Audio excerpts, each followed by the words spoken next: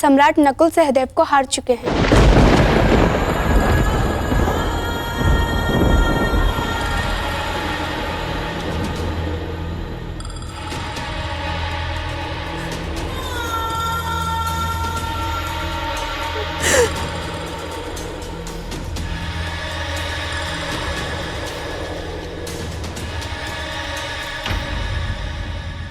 आप रो क्यों रही हैं माताश्री? आपके पुत्र द्यूत कहाँ खेल रहे हैं? वो तो अपना धर्म निभा रहे हैं। जीवन की तपस्या में जो कुछ भी प्राप्त किया उसे द्यूत के यज्ञ में आहुति दे रहे हैं।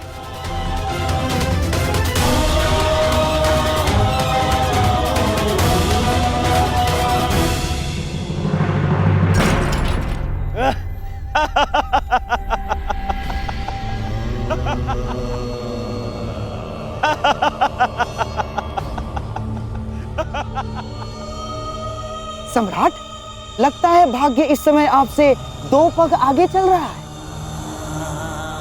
परंतु चिंता कैसी? दांव पर लगाने के लिए आपके पास कितना कुछ शेष है अभी, बताइए। अब किसे दांव पर लगाएंगे आप? अर्जुन को या महाबली भीम को? नहीं युधिष्ठिर,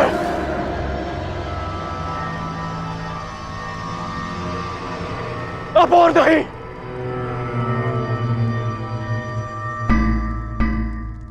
बोलिए सम्राट। किसी को नहीं। यह खेल मैं रोकता हूं।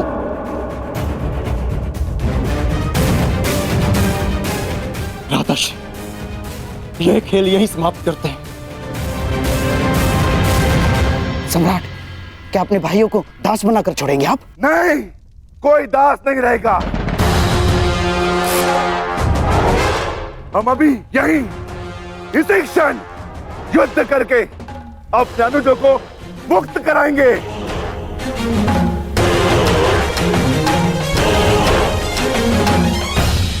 इस युद्ध का, मामा शकुनी का और इस छल का अंत होगा अभी, इसी समय।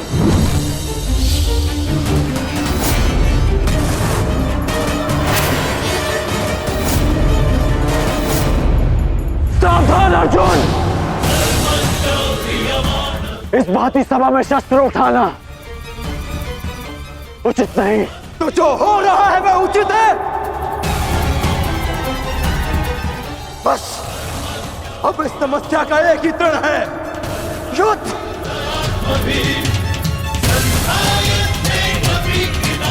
आज्ञा दीजिए भ्राताश्री।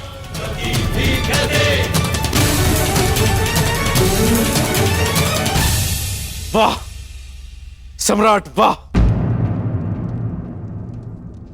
मेरे ही घर में आकर मेरी ही सभा में युद्ध के लिए ललकार रहे हैं सम्राट। आपको खेलने के लिए किसी ने विवश नहीं किया था, और जब हारने लगे तो अपने अनुजों को अस्त्र उठाने के लिए उकसा रहे हैं आप।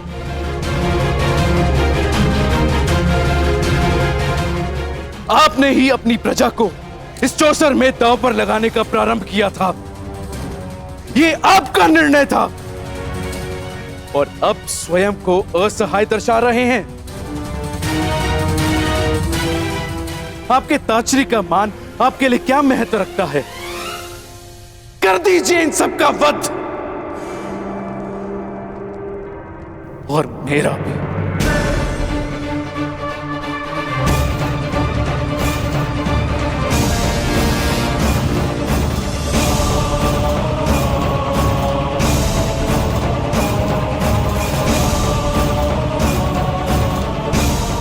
हम ऐसा कुछ नहीं करेंगे ताश्री। गांडीव नीचे करो अर्जुन।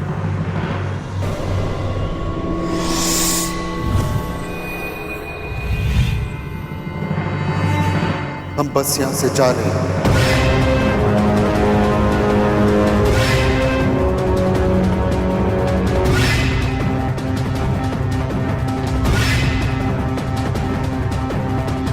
ये मेरा वचन है कि शीघ्र ही मैं तुम दोनों को मुक्त कराऊंगा। इस राजसभा में न सही, युद्ध भूमि में सही।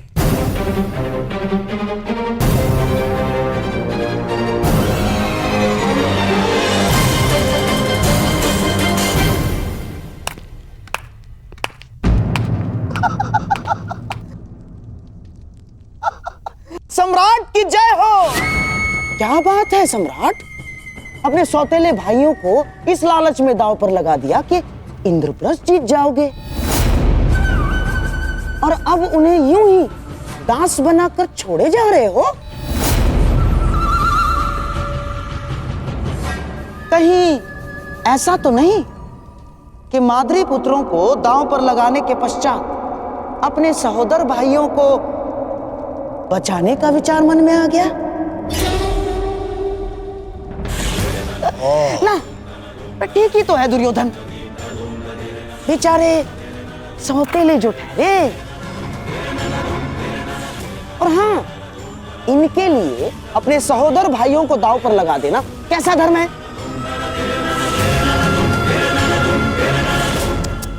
ऐसी सोच। हाँ? देखा नकुल, जिसे पिता समझकर तुम स्वयं दांव पर लग गए, वो ही तुम्हें यूं ही दास बनाकर छोड़े जा रहा है।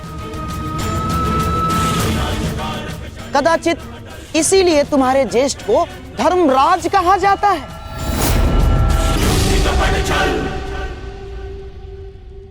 सोच लीजिए सम्राट, इतिहास आपको किस भांति स्मरण रखेगा? जिसने अपने सौतेले भाइयों के साथ छल किया, जिसने कभी उन्हें अपने परिवार का सदस्य माना ही नहीं।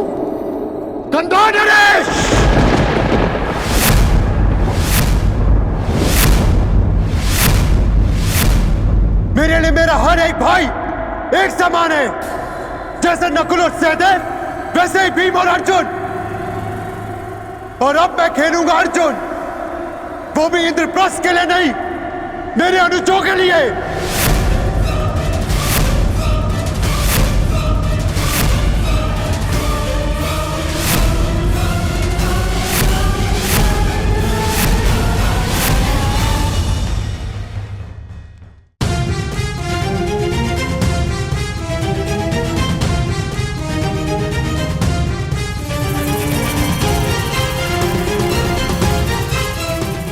सावधान मामाश्री, ये अर्जुन पांडवों का सबसे बड़ा शस्त्र है,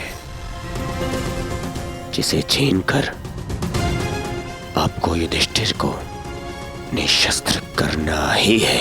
ये इस यज्ञ की सबसे बड़ी आहुति है, ये व्यर्थ नहीं जाएगी ना।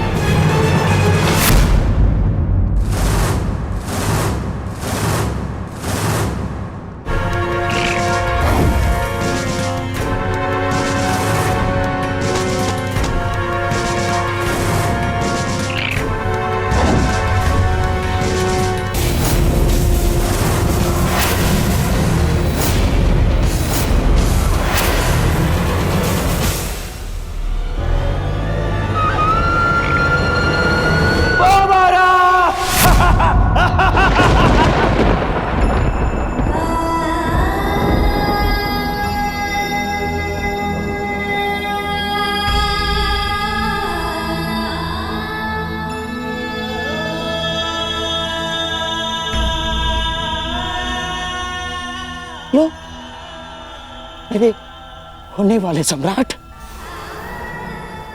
ये महापराक्रमी महाधनुर्धारी पांडुपुत्र अर्जुन तुम्हारा दास हुआ।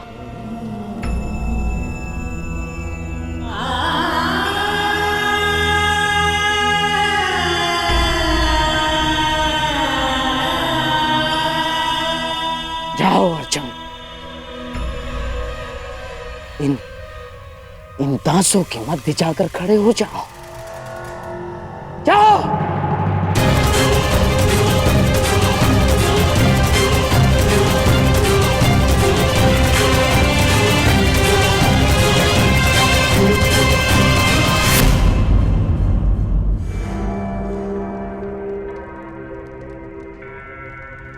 हाँ।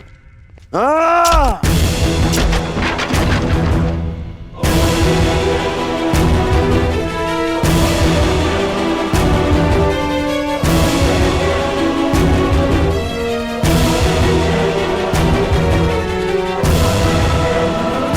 ठहरो अर्जुन।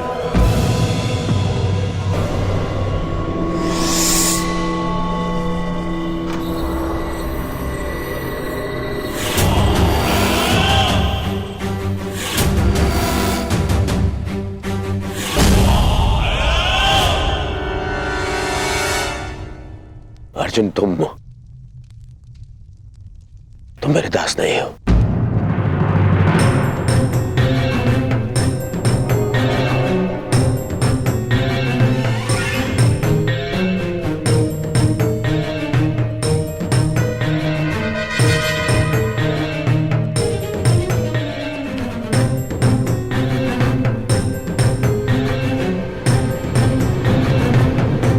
परंतु तुम मेरे जीती हुई संपत्ति अवश्य हो। मैं दास अर्जुन को कर्ण को भेंट स्वरूप देता हूं।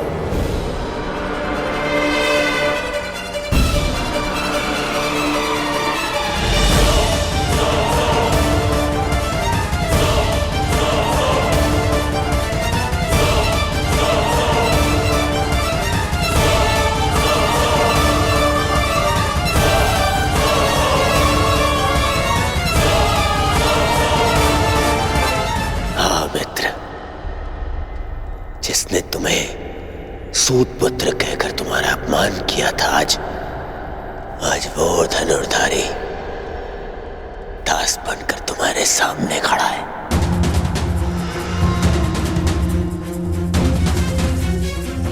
पहले तुम्हारे मित्र ने तुम्हारा प्रतिशोध ले लिया। तुम प्रसन्न हो ना मित्र? मुझे अर्जुन के क्षत्रिय पुत्र होने से और मेरे सूत पुत्र होने से कभी कोई समस्या नहीं रही मित्र। आज तुमने मेरा मान बढ़ाने के स्थान पर घटा दिया।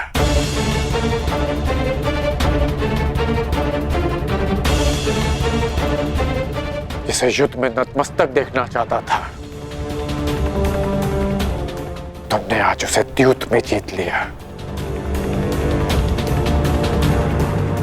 तुमसे ऐसी भेंट की आशा नहीं थी मित्र। तुम्हारी ये भेंट मैं अस्वीकार करता हूं।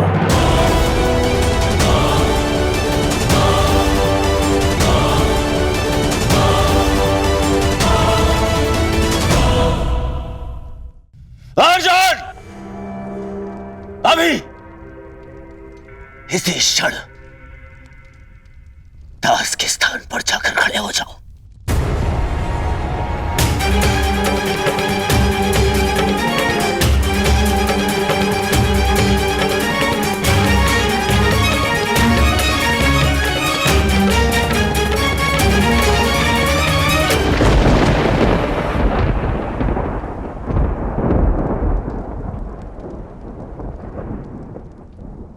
तो द्रोण शिष्य ब्रह्मास्त्रधारी अर्जुन का गांडीव भी दांव पर लग गया।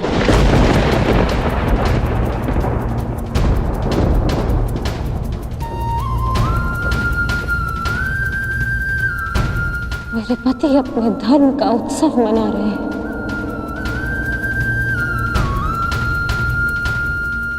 और मैं उनके दासत्व का शोक मनाऊंगी माताश्री।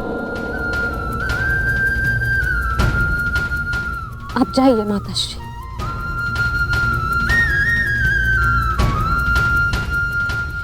एकांत।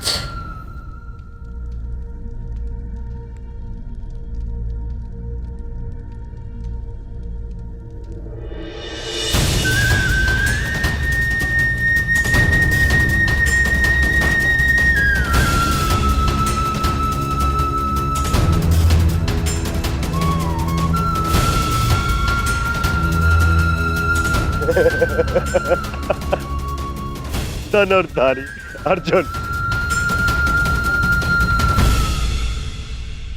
धर्मराज, अब वृकोदर भीम ही बचा है। शीघ्रता कीजिए, कहीं ऐसा ना हो कि वृकोदर भीम के पेट की अग्नि के स्थान पर आंखों की अग्नि हमें स्वाहा कर दे। शीघ्रता कीजिए। भीम को दास बनाओगे? सोचना भी मत, क्योंकि भीम ना कभी किसी का दास बनेगा, ना ही किसी को बनने देगा।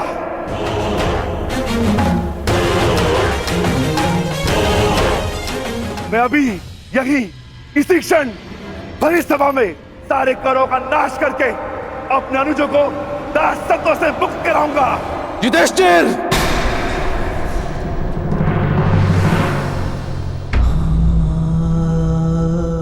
आज आप मुझे नहीं रोक सकते ज्येष्ठ। यदि अधर्म है तो अधर्म मैं कर रहा हूं, आप नहीं। शांत गदाधारी भीम, शांत। युद्ध चाहिए? दासो, तुम्हारे स्वामी पर आक्रमण हो रहा है, रक्षा करो उसकी।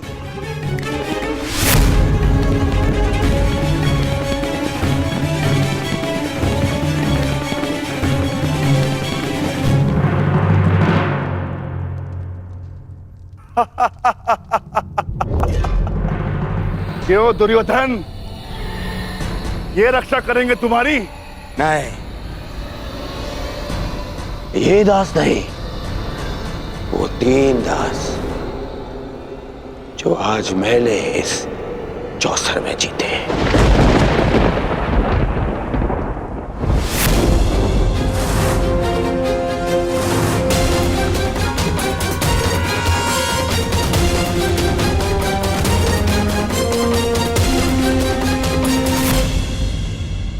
दासो, अपने स्वामी की रक्षा करो।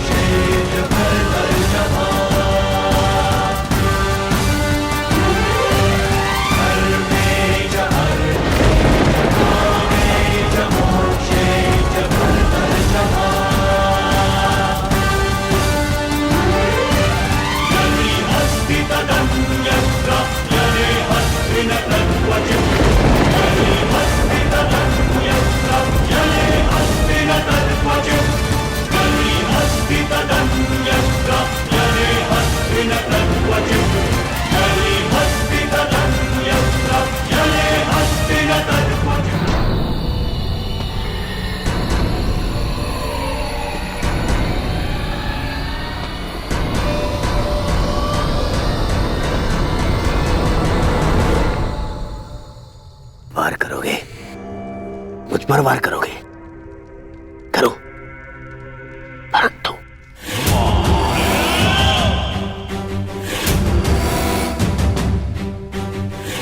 मुझ पर प्रहार करने से पूर्व तुम्हें इन दासों पर प्रहार करना होगा।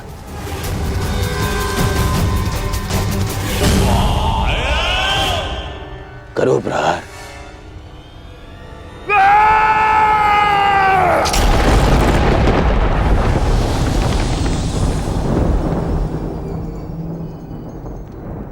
आज सिद्ध हो गया कि समय से बड़ा बलवान भीम भी नहीं,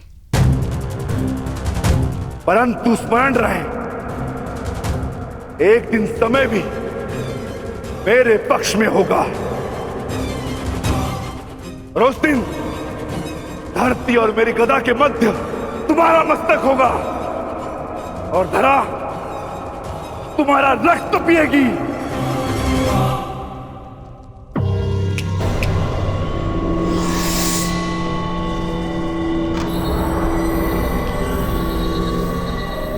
भीम, क्या मैं अब समझ लूं कि युद्ध की चुनौती अब मौन हो गई?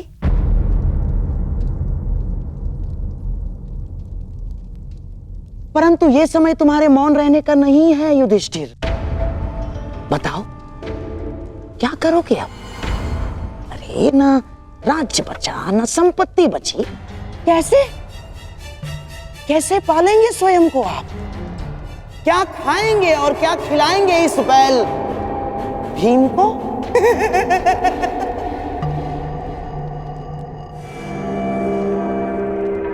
मामा श्री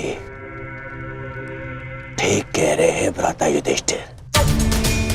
ये बैल भीम जब तक आपके पास में रहेगा तब तक केवल आपकी समस्याएं ही बढ़ाएगा। क्यों ना किसी भी दांव पे लगा दे युधिष्ठिर। हाँ ज्येष्ठ, लगाइए मुझे दांव पर।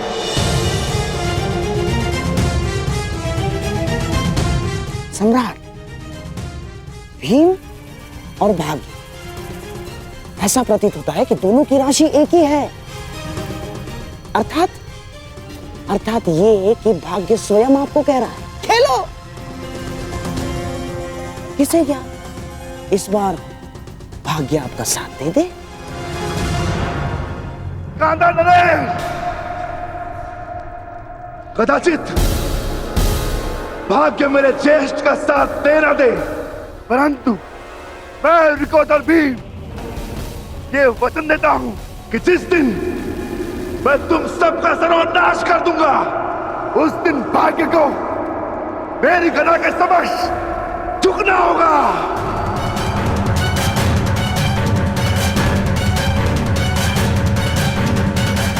मैं सभा को यह सूचित कर देना चाहता हूं कि यदि सम्राट युधिष्ठिर चाहे तो अभी इस खेल पर अंकुश लगा सकते हैं और अपने भाई भीम को यहां से लेकर प्रस्थान कर सकते हैं। परंतु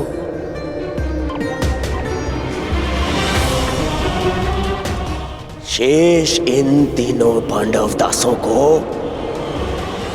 यहीं छोड़ के जाना होगा। नहीं,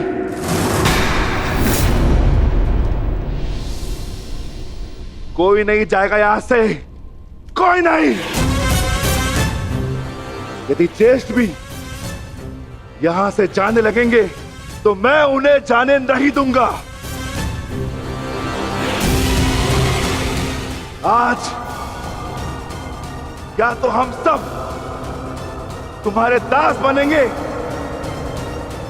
या फिर तुम हमारे तलवे चलोगे।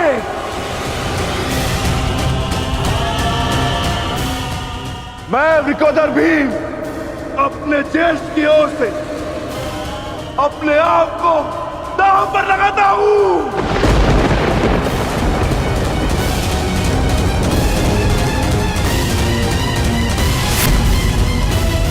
सम्राट, अब एक और है वृकोदर भीम और दूसरी ओर कनिष्ठ पांडव दास इंद्रप्रस्थ समेत। तो सम्राट, अब पासा आप फेंकेंगे या मैं फेंकूं?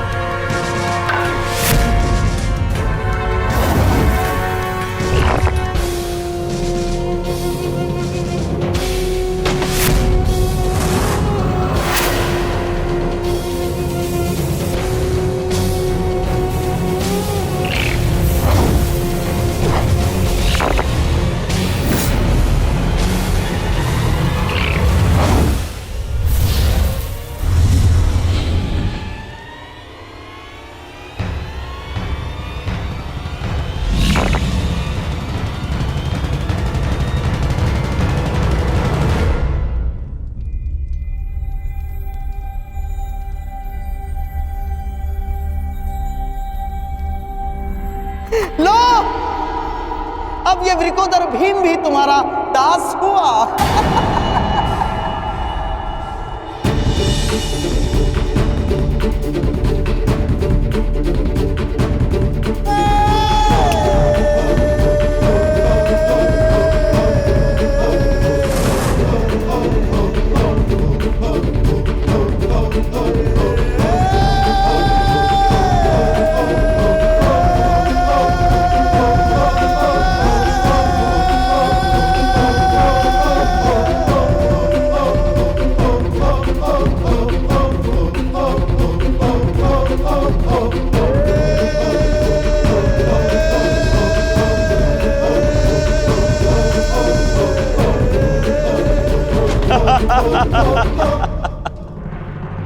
देखना दुर्योधन, इस पांचाली को कैसे निर्वस्त्र करता हूं मैं।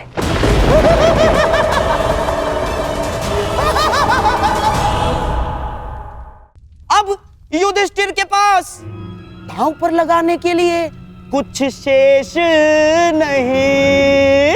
अब धर्मराज युधिष्ठिर अपना धर्म साथ लेकर यहां से प्रस्थान करेंगे।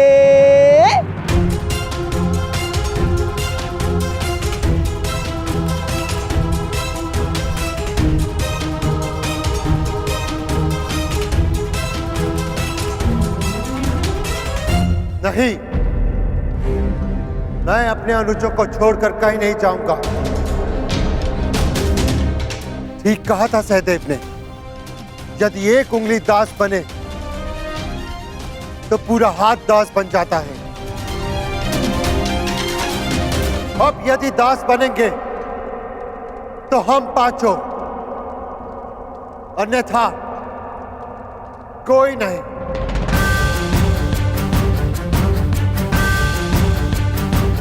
मैं ज्येष्ठ पांडुपुत्र युधिष्ठिर स्वयं को दांव पर लगाता हूं।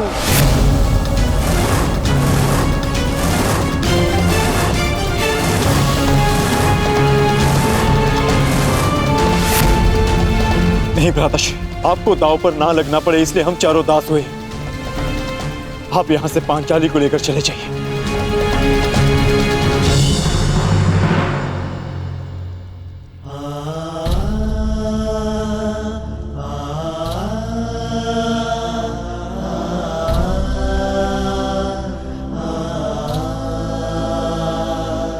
अनुज, तुम सबने अपने ज्येष्ठ के लिए अपना कर्तव्य निभाया है, परंतु अब मेरी बारी है अपने अनुजों का ऋण चुकाने की। मेरे भाइयों को त्याग कर यदि मुझे तीनों लोक का राज्य मिले तो भी मुझे स्वीकार नहीं। अब या तो हम सब यहां से मान और मुकुट समेत इंद्रप्रस्थ लौटेंगे, या सब साथ में मिलके दासत्व भोगेंगे।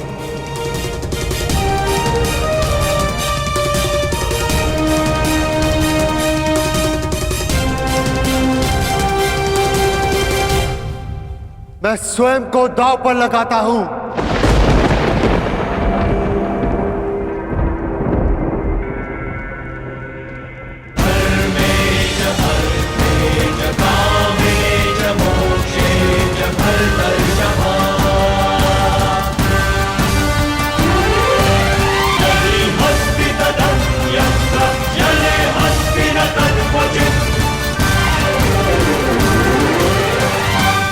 ये कैसा धर्म है धर्मराज? आज तक मुझे लगा था कि दोष मात्र दुर्योधन में है, परंतु इस बार मैं उसे दोष नहीं दे सकता। दोष तुम्हारी लालच का है। लालच, कुछ अधिक पा लेने का लालच, जो खो दिया उसे पुनः प्राप्त कर लेने का।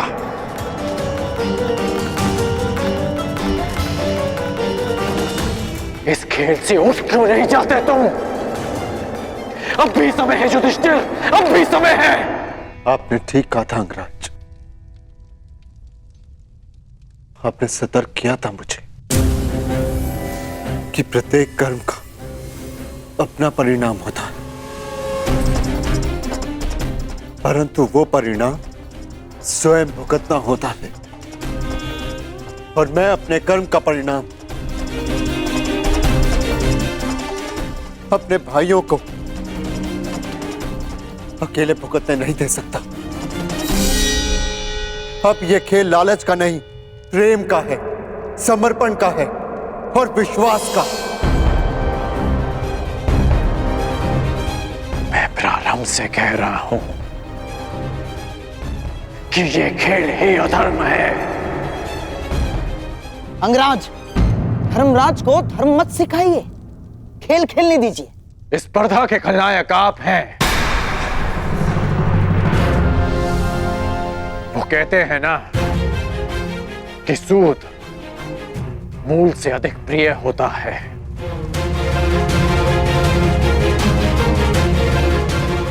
युधिष्ठिर ने भले ही अपने भाइयों को दांव पर लगा दिया हो, परंतु आपने तो अपने भांजे को ही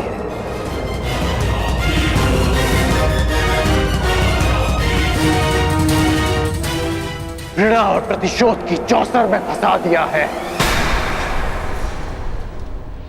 आपका भाषण बहुत अच्छा है अंगराज, परंतु ये कोई वक्तृत्व स्पर्धा नहीं। धर्मराज युधिष्ठिर की इच्छा का निरादर करने का साहस मुझ में नहीं। हाँ, यदि कोई और धर्मराज युधिष्ठिर को रोकना चाहे तो रोक सकता है। नहीं पितामह, अब और कोई बीच में नहीं बोलेगा।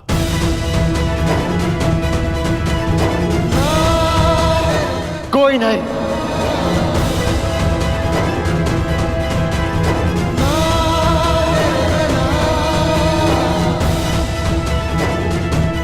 आप दाव खेलिए मामा श्री।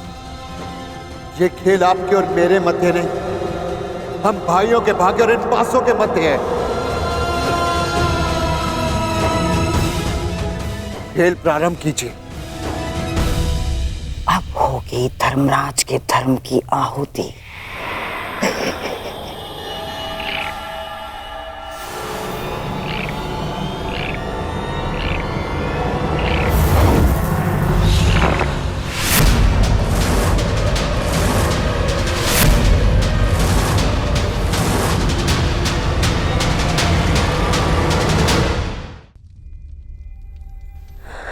नहीं वासुदेव, नहीं, वो सूचना मत सुनवाना जिसके वजह से मेरा अंतरपन कांप रहा है। पांचाली,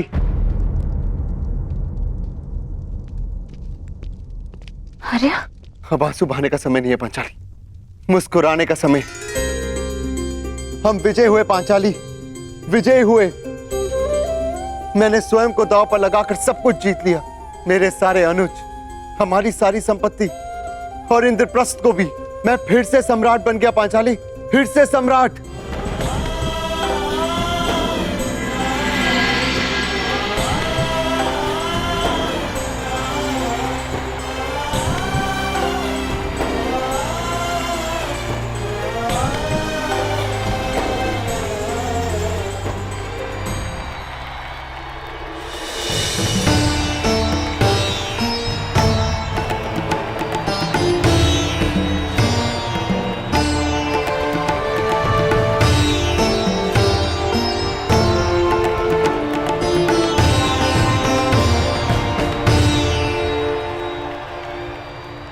तो गांधार नरेश शकुनी का छल, दुर्योधन का हठ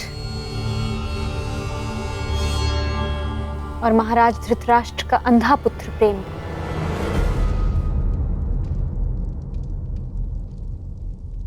धर्म को हरा ना सके।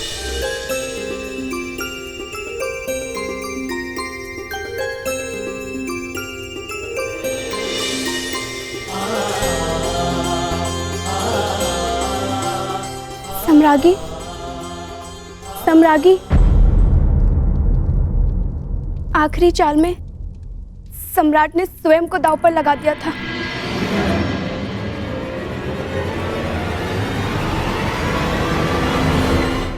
और क्या? बता मुझे किसकी जीत हुई? ज्येष्ठ पांडुपुत्र युधिष्ठिर भी तुम्हारा दास हो गया।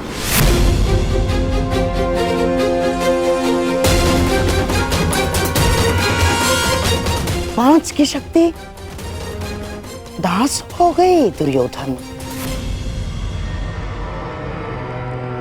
जो विजय संसार के सबसे बड़े युद्ध में नहीं मिल सकती थी, वो द्यूत के चाल में तुम्हारी हो गई। अब तुम्हारे सम्राट पद को चुनौती देने वाला सबसे अंतिम पांडव भी तुम्हारा दास हुआ दुर्योधन।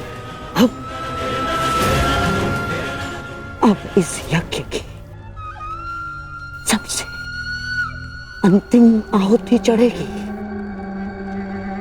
याज्ञ सेनी द्रौपदी। द्रौपदी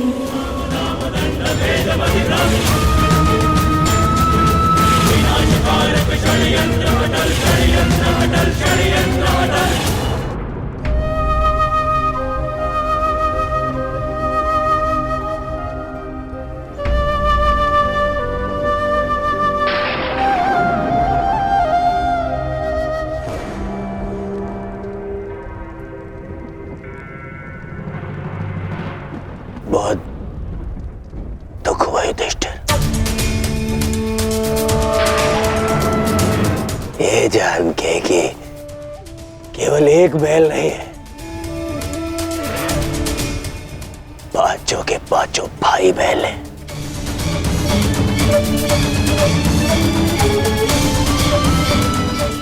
आपको भी समझाना पड़ेगा राधा कि दास मुकुट नहीं पहनते। युधिष्ठिर दास मुकुट नहीं पहनते।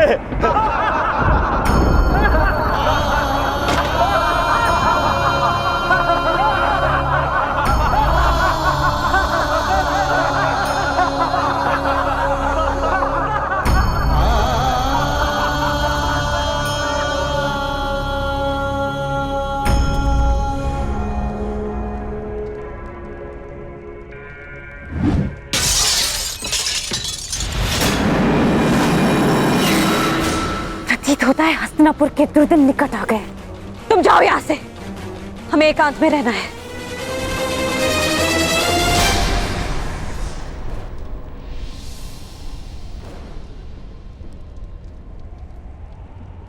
भ्राता युधिष्ठिर, आपने सदैव मुझ पर प्रेम रखा है, सदैव मुझे अवसर दिए हैं, इसीलिए मैं भी आपको एक और अवसर देना चाहता हूं।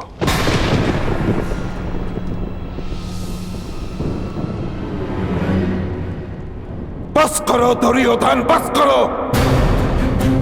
युधिष्ठिर से दांव पे और क्या लगवाना चाहते हो?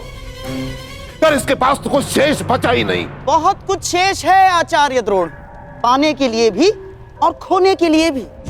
माना कि सम्राट युधिष्ठिर अब सब कुछ हार गए, परंतु जब सम्राट युधिष्ठिर ने यहां प्रवेश किया था तो इंद्रप्रस्थ के सम्राट थे, और अब एक दास बनकर हम सबके समक्ष खड़े हैं। प्रश्न तो ये उठता है आचार्य द्रोण कि ये सारा जगत सम्राट युधिष्ठिर को किस नाम से स्मरण रखेगा? उस राजा के नाम से जिसने द्यूत में अपने आत्मसम्मान के साथ साथ सब कुछ हार डाला, या उस राजा के रूप में जिसने सब कुछ खोकर भी सब कुछ फिर से पा लिया? और फिर से सम्राट बन गए। परंतु अब इनके पास शेष बचा ही क्या है दांव पे लगाने के लिए? एक वस्तु शेष है जिसे दांव पर लगाकर ये सब कुछ फिर से जीत सकते हैं, फिर से सम्राट बन सकते हैं।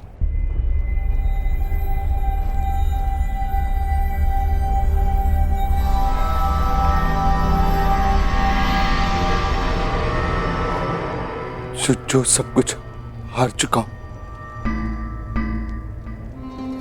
उसके पास क्या शेष है?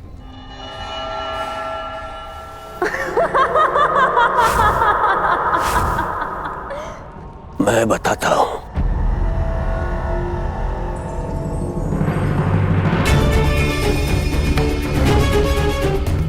वो शेष है जिस पर आपको गर्व है।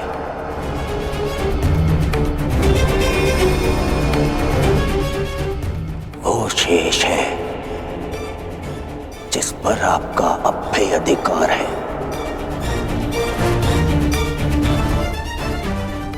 वो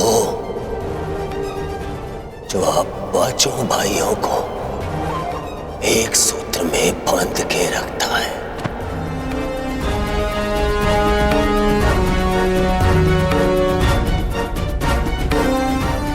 वो जिसका जीवन आप पांचों से जुड़ा है।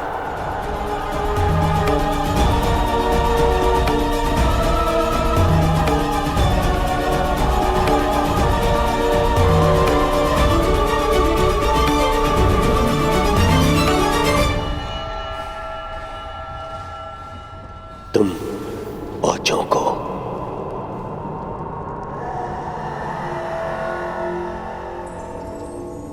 एक करने वाली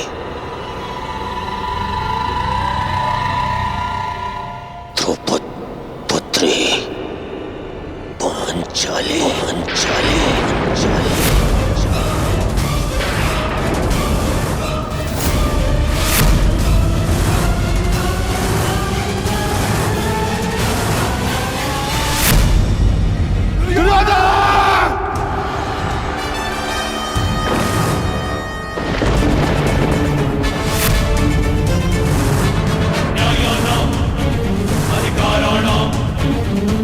तुम्हारा साहस भी कैसे हुआ पांचाली का नाम लेने का? हाँ, मैं अभी इसी क्षण शकुनी समेत सारे खरों का नाश कर दूंगा।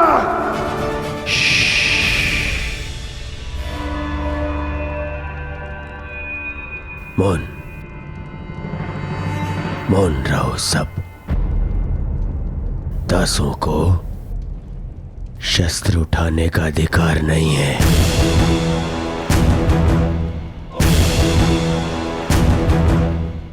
दास शस्त्र नहीं उठाते। धर्मराज, अपने भाइयों को समझाइए दासों का क्या धर्म होता है। दुर्योधन, मत भूलो कि पांचाली कुलवधू है। ठीक, पांचाली कुलवधू थी महामहिम, परंतु अब वो दासवधू है, अर्थात एक दासी।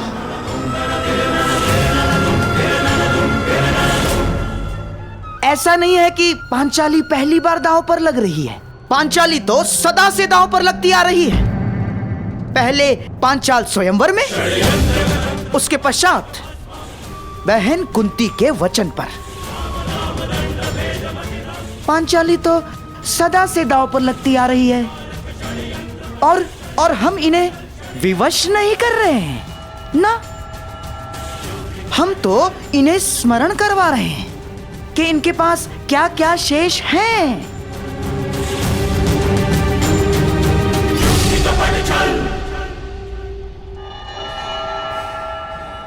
स्मरण कीजिए सम्राट, पांचाली आपके लिए कितनी भाग्यशाली है। उसके साथ विवाह किया और तुरंत आप भिक्षुक से सम्राट बन गए। किसे पता आपका भाग्य बदल जाए। खेलिए सम्राट, खेलिए।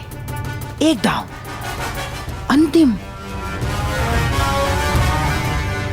किसे ज्ञात, पांचाली के भाग्य से आप फिर से सम्राट बन जाए। क्या सोच रहे हैं सम्राट? एक दांव और सब कुछ आपका।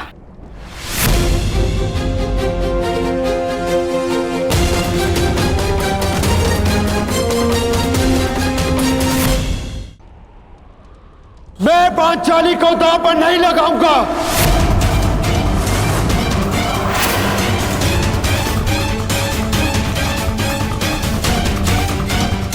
मुझे इस दुर्योधन का दास बनना स्वीकार है।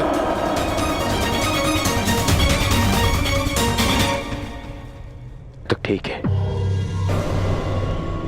मैं तो केवल एक अवसर दे रहा था। यदि भ्राता युधिष्ठिर को स्वीकार नहीं है तो कोई बात नहीं। दास प्रतिगामी, जाओ और जाकर अब मेरी दासी द्रौपदी को यहां लेकर आओ। जाओ। दुर्योधन, तुम अपने सीमा का अतिक्रमण कर रहे हो। वहीं पूर्ण विराम लगा दो। दुर्योधन, तुम इस भांति एक स्त्री का अपमान नहीं कर सकते। सावधान दुर्योधन। आप अपनी प्रतिज्ञा की सीमा में बंधे हैं पितामह। आप अपने वचन से बंधे हैं आचार्य। और तुम कर्ण मेरी मित्रता के बंधन में बंधे हो कर्ण।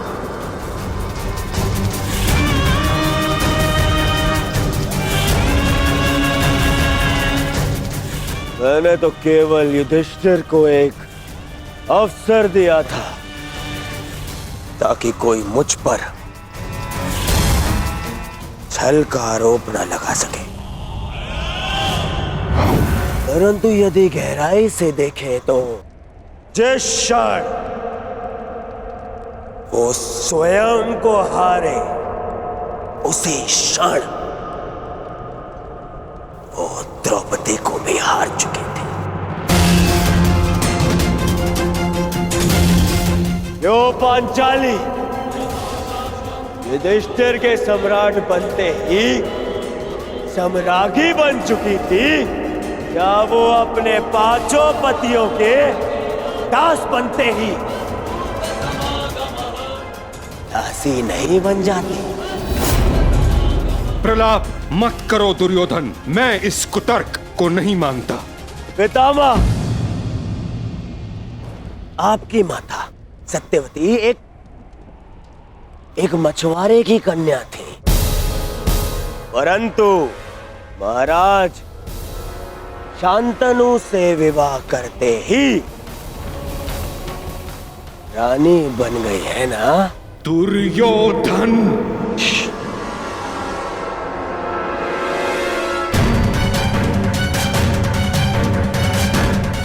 यदि मैं असत्य कह रहा हूं तो एक काम करते हैं, हम महामंत्री विदुर से ही पूछ लेते हैं।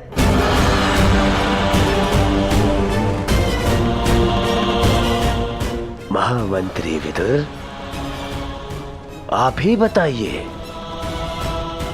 धर्म क्या कहता है?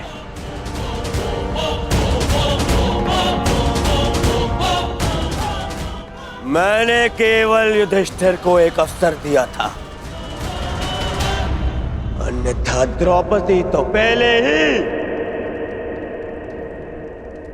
मेरी दासी बन चुकी है।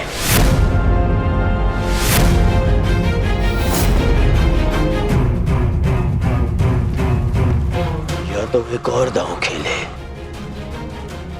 और या ये स्वीकार कर लें कि द्रौपदी मेरी दासी है।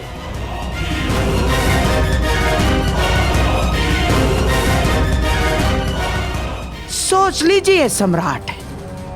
नहीं, हम तो केवल आपको एक अवसर देना चाहते हैं ताकि किसी को ये ना लगे कि हम आपके साथ छल कर रहे हैं।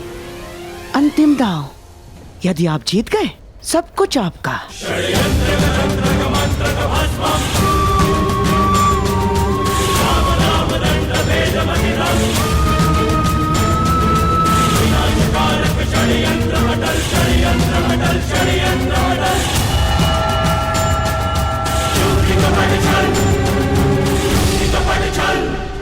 मैं पांचाली को दांव पर लगाता हूं।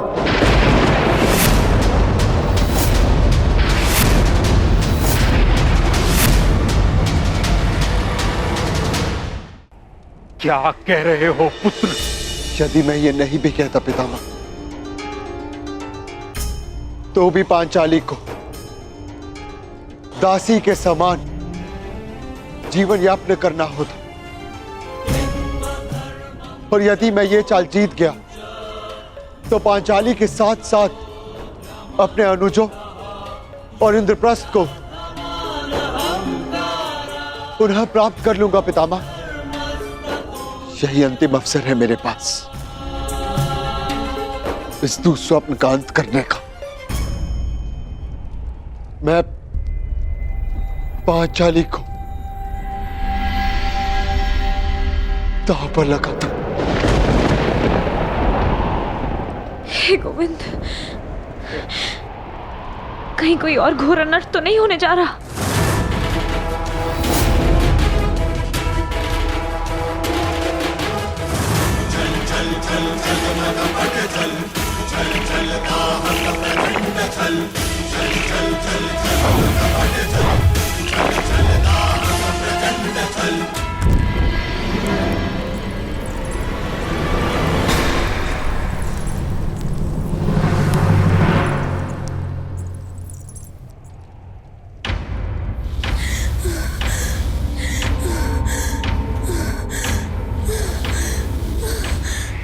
अंगवस्त्र का इस भांति जलना,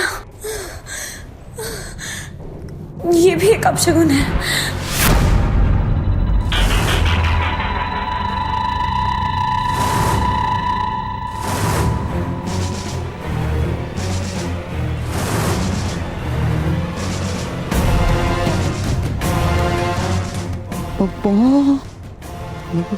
बारह।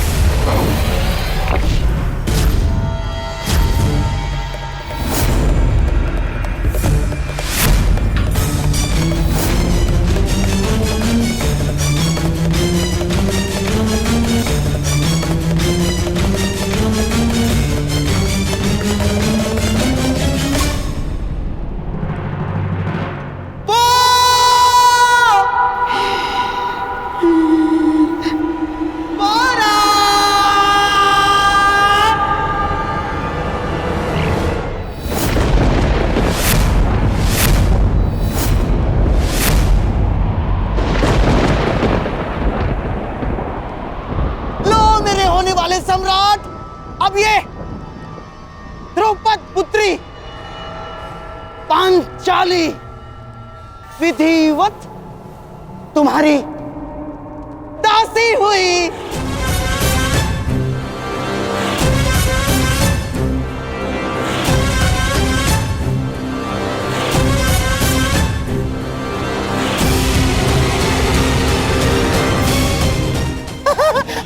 ना, मेरा श्वास, मेरा ध्यान, मेरी आस, मेरा अभ्यास है तू दुर्योधन। हाँ मामा, हाँ मामा।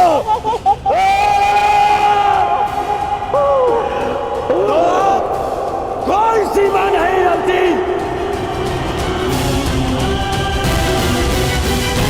तुम जाकर अभी इसी क्षण उस दासी द्रौपदी को हमारी सेवा में प्रस्तुत करो। जाकर कहो उस अभिमानी द्रौपदी से कि उसके नए स्वामी दुर्योधन ने उसे अपनी सेवा में पुकारा है। अभी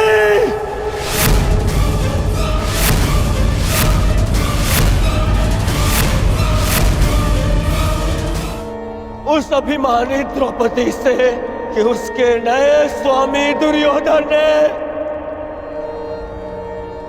उसे अपनी सेवा में पुकारा है। रुको प्रतिकामी, सभा का नियम था कि कोई भी राज स्त्री सभा में उपस्थित नहीं होगी। पांचाली कुल वधू है, उसे यहां आने की अनुमति नहीं। पितामह, कदाचित आप भूल रहे हैं कि पांचाली ना तो सम्राज्ञी है अब, और ना ही कुरुवंश की कुलवधू। वो मात्र एक दास पत्नी है। बस करो दुर्योधन, बस करो। अधिक अनर्थ करने का प्रयत्न किया तो उसका परिणाम कहीं भयावह न हो। महामहिम, नियम ये था कि कोई राष्ट्रीय सभा में नहीं आएगी, परंतु दासी को सेवा के लिए सभा में आने का नियम सभी ने स्वीकार किया था। गांधार नरेश, अपनी सीमा में रहो, कहीं ऐसा ना हो कि मैं अपनी सीमा भूल जाऊं। शकुनी ठीक कह रहा है ताच्छरी। अब यदि द्रौपदी पुत्र दुर्योधन की दासी है तो उसे सेवा के लिए सभा में बुलाने का अधिकार दुर्योधन को है। नियम अधर्म को रोकने के लिए बनाए जाते हैं महाराज, अनर्थ और अधर्म करने के लिए नहीं। अपने इस पुत्र को रोकिए, कहीं ऐसा ना हो कि मैं इसे नाश करने की प्रतिज्ञा ले बैठूं। एक और प्रतिज्ञा लेने से पूर्व ताच्छरी, अपनी उस प्रतिज्ञा का स्मरण कीजिए जो आपने वर्षों पूर्व ली थी। वो प्रतिज्ञा जो आपको हस्तिनापुर के सिंहासन से बांधती है। वो प्रतिज्ञा जो आपको मेरा विरोध करने से रोकती है। यदि ऐसा है तो ठीक है, मैं आपका विरोध नहीं कर सकता, परंतु मैं इस अनर्थ का भाग नहीं बन सकता। यह अधिकार मुझे है, इसलिए मैं इसी समय इस सभा का परित्याग करता हूं। महामहिम, प्रतिज्ञा जो आपने की थी हर परिस्थिति में गुरुकुल का साथ देने की, प्रतिज्ञा जो आपने की थी कि हर निर्णय में महाराज धृतराष्ट्र का साथ देने की, वो ही प्रतिज्ञा आपको इस सभा का त्याग करने के लिए भी रोकती है महामहिम। क्या आज आप अपना वचन तोड़ना चाहते हैं महामहिम? चाहे तो आप स्वयं अपने धर्म का वध कर सकते हैं, परंतु जब तक महाराज धृतराष्ट्र आपको आज्ञा नहीं देते तब तक आप इस सभा का त्याग नहीं कर सकते।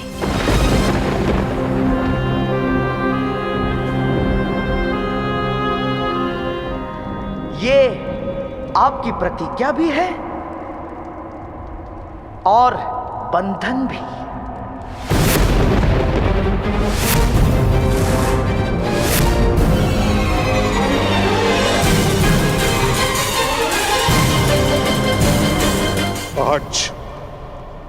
प्रथम बार मुझे ये प्रतीत होता है कि कदाचित मुझे ये प्रतिज्ञा नहीं लेनी चाहिए थी।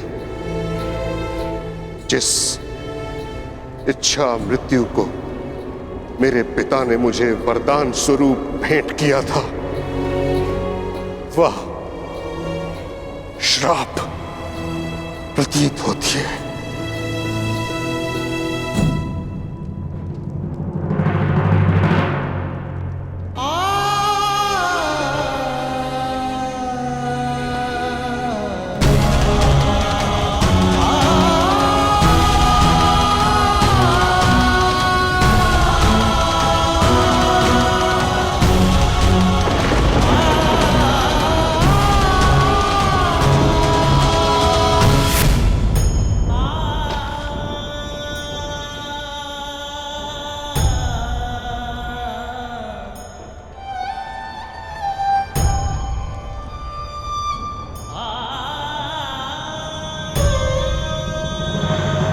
होश में आओ दुर्योधन, तुम्हारा प्रतिशोध पूर्ण हुआ।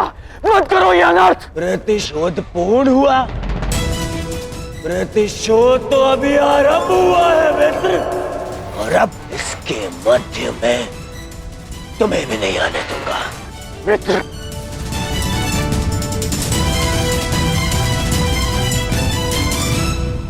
रतिकामी, जाओ और जाकर उस दासी द्रौपदी को सभा में प्रस्तुत होने का आदेश दो, आदेश दो, आदेश दो।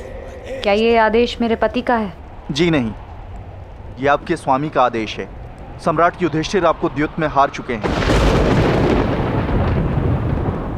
और अब आप सम्राट दुर्योधन की दासी हैं।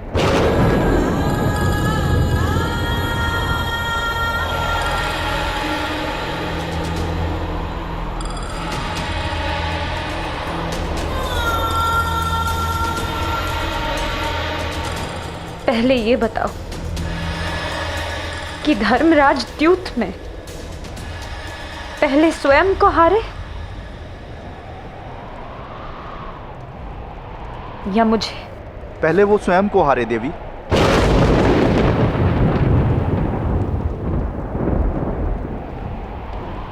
तो फिर जाओ और जाकर पूछो सभा में, जो व्यक्ति स्वयं को दांव पर लगाकर हार चुका हो, क्या उसे किसी और को दांव पर लगाने का अधिकार है? जाके कह दो दुर्योधन से कि याज्ञसेनी द्रौपदी ना उसकी दासी है और ना ही उसका दासत्व स्वीकार करती है, इसलिए उसके आदेश पर मैं सभा में प्रस्तुत नहीं होंगी। जाओ और जाकर कह दो दुर्योधन से कि द्रौपदी ने कभी अपने पति को उसे दांव पर लगाने का अधिकार ही नहीं दिया, तो फिर हारने का कैसा अधिकार? और उससे कहना कि यदि उसकी भुजाओं में इतना बल है तो मुझे स्वयंवर में जीतता। पापी और छली की भांति द्यूत खेलने वाले को मैं अपने जीवन का अधिकार नहीं देती, अधिकार नहीं देती, अधिकार नहीं देती, अधिकार नहीं देती, अधिकार नहीं देती। अधिकार?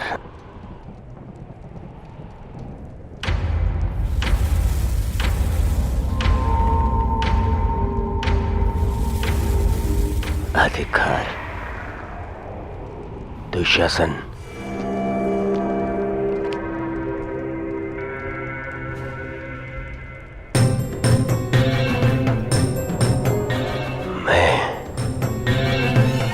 तुम्हारा भाई होने के नाते तुम्हें ये अधिकार देता हूं कि तुम मेरा अपमान करने वाली उस दासी को, उस अभिमानी द्रौपदी को अपने इन भुजाओं से उसके बाल पकड़कर बलपूर्वक खींचकर इस सभा में लेकर आओ।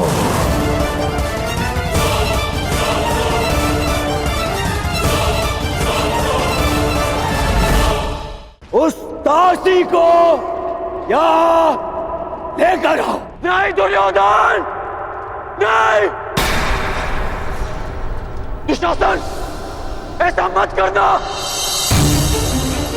सावधान दुशासन, यदि पांचाली को स्पर्श भी किया तो तुम सब भाइयों का सर्वनाश कर दूंगा।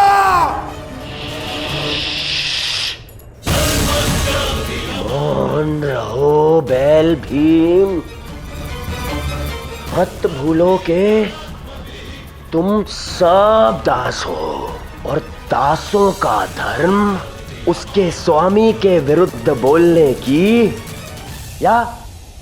या शस्त्र उठाने की अनुमति नहीं देता, नहीं देता, नहीं देता। भूल जाऊंगा सब धर्म, भूल जाऊंगा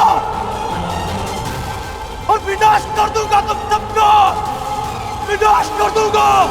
यदि अपने ज्येष्ठ के वचनों का निरादर करना है तो जाओ, हम आपको स्वतंत्र करते हैं?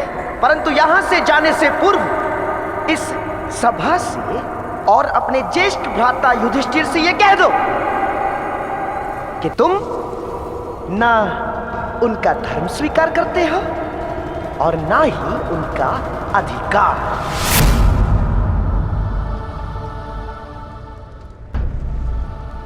दुशासन, मौन एक भांति स्वीकृति होती है। पांडवों ने द्रौपदी को इस सभा में लाने की अनुमति दे दी है।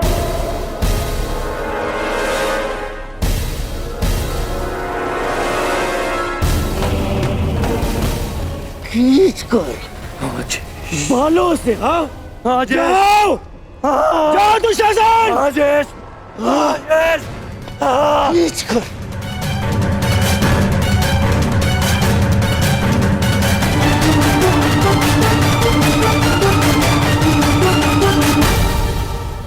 महारानी, आप यहाँ से निकलिए और अपने सम्मान की रक्षा कीजिए।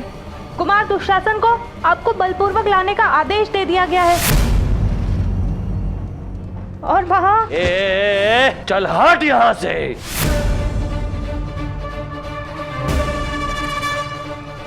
मेरी अनुमति के बिना मेरे कक्ष में प्रवेश करने का दुस्साहस कैसे किया तुमने? मैं साम्राज्ञी हूँ, हस्तिनापुर की कुलवधू हूँ, तुम्हारी भाभी हूँ।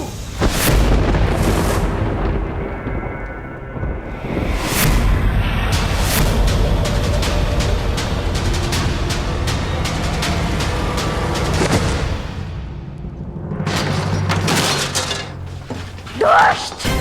इतना बड़ा अपमान! भूल मत कि मैं याज्ञसेनी द्रौपदी हूँ। अपने सम्मान की रक्षा करना मुझे भली भांति आता है। न तुझ में इतना साहस है और न उस नीच दुर्योधन में कि मुझे दासी बनाकर अपने समक्ष प्रस्तुत कर सके। अग्नि की शिखा को बांधा नहीं जा सकता दुशासन। और यदि साहस है तो कुरुवंश की कुलवधू को महारानी की उपस्थिति में ले जाने का प्रयत्न करो।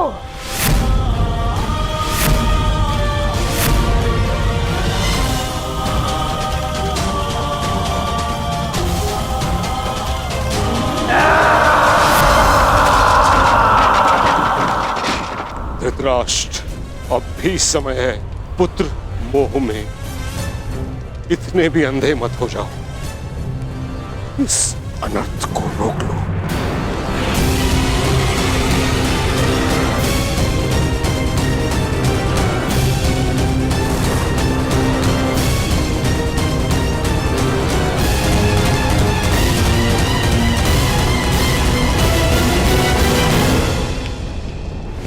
इस अनर्थ की अग्नि को इतना भी प्रज्वलित ना करो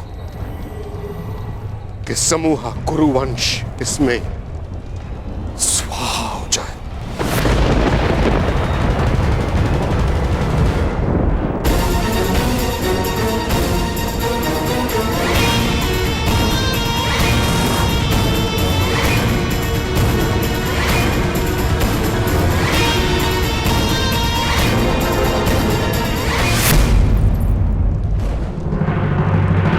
दासियों के मस्तक पर चूड़ामणि शोभा नहीं देती।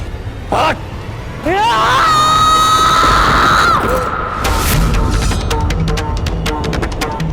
परंतु वीरांगना के हाथ में खड़ग अवश्य शोभा देता है। दुष्ट दुशासन!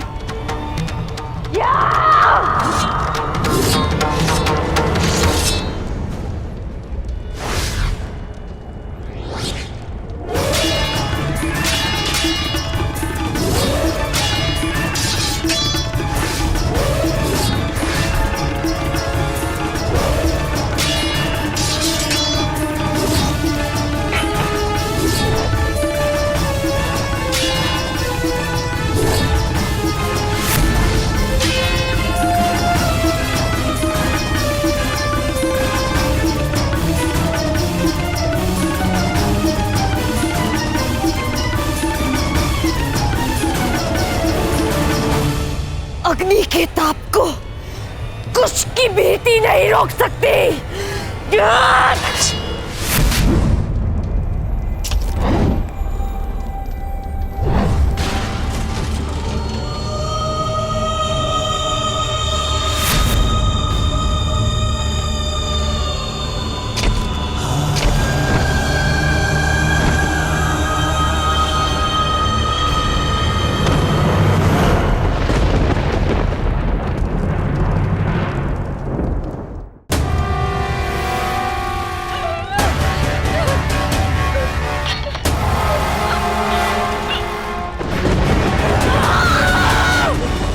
एक बात तुझे क्यों समझ में नहीं आती तासी कि तेरा प्रतिकार जितना बढ़ेगा तेरे अपमान की पीड़ा उतनी ही बढ़ेगी। आज अग्नि तो क्या 5 तत्व मिलकर भी तेरा मान मर्दन होने से नहीं रोक सकते।